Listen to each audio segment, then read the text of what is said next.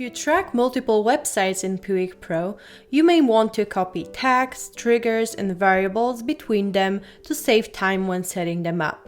You can copy a single item from Tag Manager or the whole configuration. Let's look at how you can copy a single item between websites.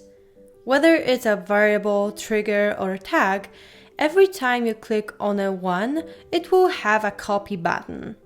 Click on the copy button and then choose Copy Tag to another website.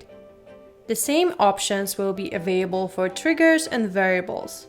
You can see that the Choose Website drop-down menu became available. Additionally, there will be an option to copy triggers and variables associated with the copy tag.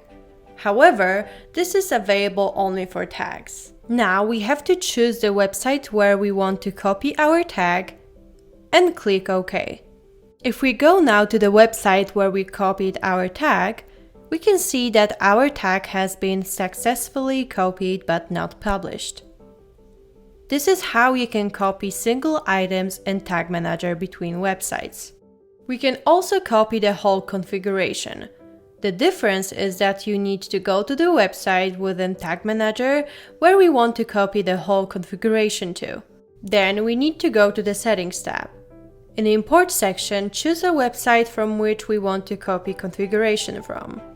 Here you have two options.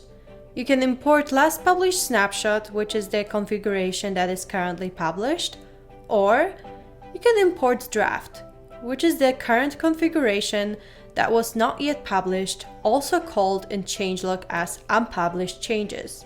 It's important to know that every time you import configuration, all tags, triggers, and variables will be unpublished. There is one more way of copying configuration. This time, the advantage is that you can copy any given snapshot. First, you need to choose the website from which you want to import configuration from.